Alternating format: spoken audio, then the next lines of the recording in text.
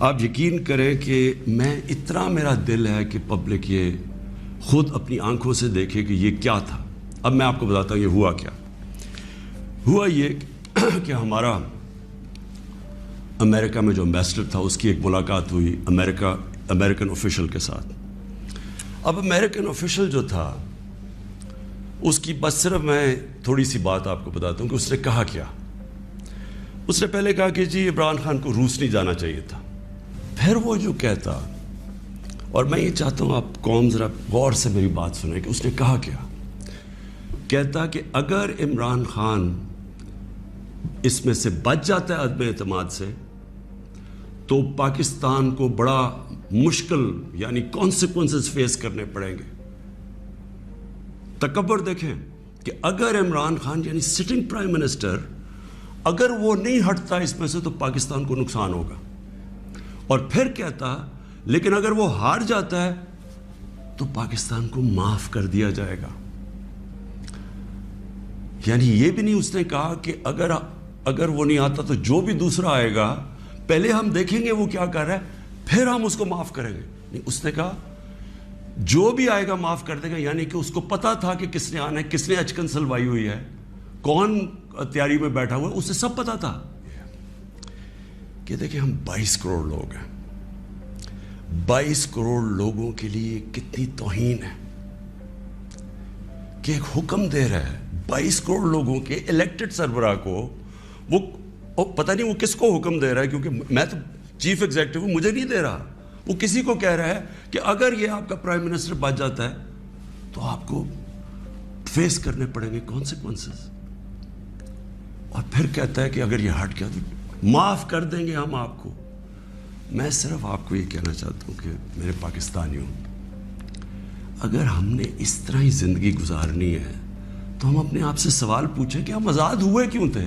ہم کیوں 23 مارچ کو سیلیبریٹ کرتے ہیں؟ ہم کیوں جناب 14 اگست کو بڑا جشن بناتے ہیں؟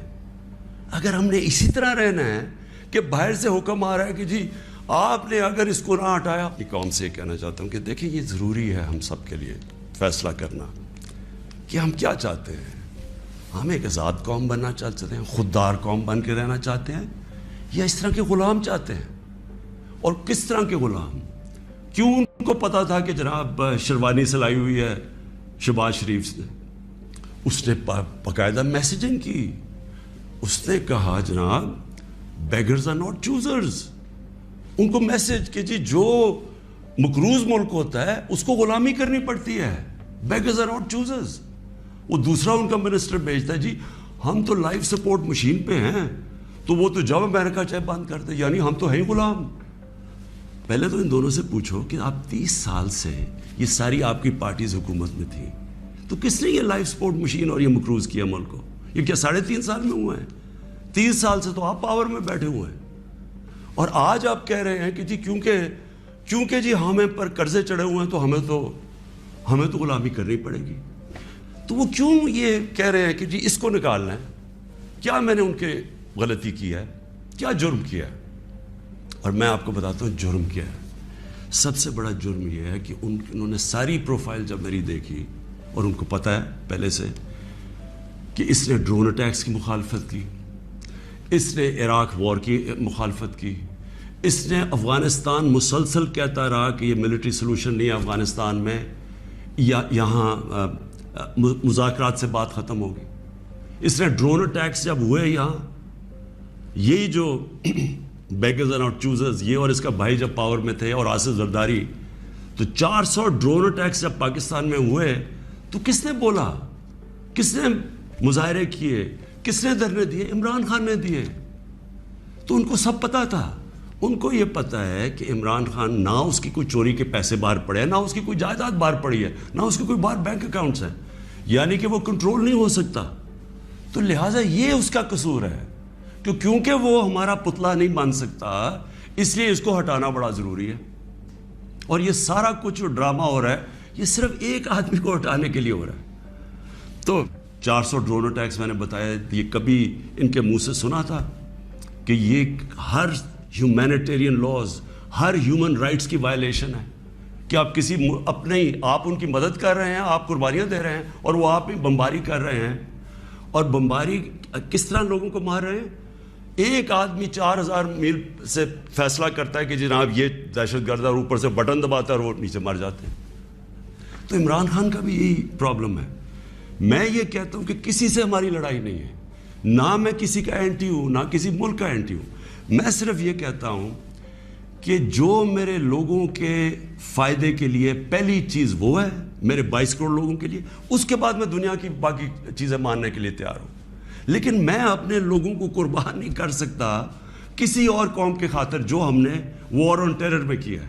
میں آپ کو بتاتا ہوں, ہمارے یہاں جو صاحب اقتدار ہیں وہ ڈالرز کے لیے میں آپ کو کہہ رہا ہوں, ہمیں جنگوں کے اندر پھنسا دیتے ہیں. ہم جب سوویت یونین کے خلاف جو ہم فرنٹ لائن اسٹیٹ بن گئے تھے, اگر ہم ڈالر امریکہ سے ایڈ لیے بغیر کرتے تو وہ بہت اچھی چیز تھی. ہم پھر اپنے بھائیوں کے لیے, افغانستانوں کی آزادی کے لیے مدد کر رہے تھے. لیکن جب ہم کہہ رہے ہیں کہ جی یہ پینٹس ہے, ہمیں اتنے پیسے چاہیے, پیسے لے کے جب آپ کسی کے ساتھ شرکت کرتے ہیں وہ آپ کی عزت نہیں کرتے.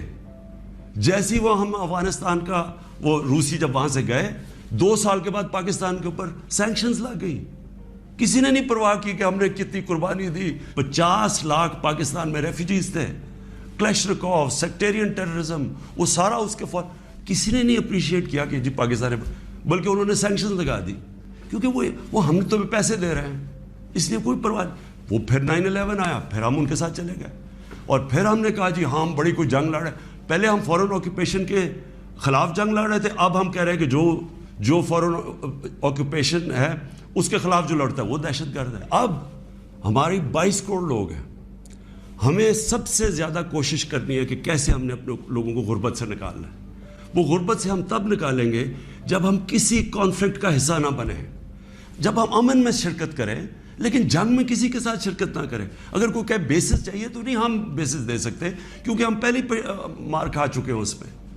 اس لیے وہ مجھے افسوس سے کہنا پڑتا ہے کہ ان کو وہ لوگ پسند ہیں جو کہ ان کی ہر بات مانیں گے, جو کہیں گے کہ بیگرز آر ناٹ چوزرز, جو کہیں گے کہ جی پاکستان لائف سپورٹ مشین پہ تو مدد کرو. ان کو اس طرح کے لوگ چاہیے, یعنی جو پہلے سے ہی گرے ہوئے ہوں گے. وہ کہتے ہیں نا وہ طفل کیا گرے جو گھٹنوں کے بل چلے, جو گھٹنوں کے اوپر بیٹھے وہ ان کو پسند ہے.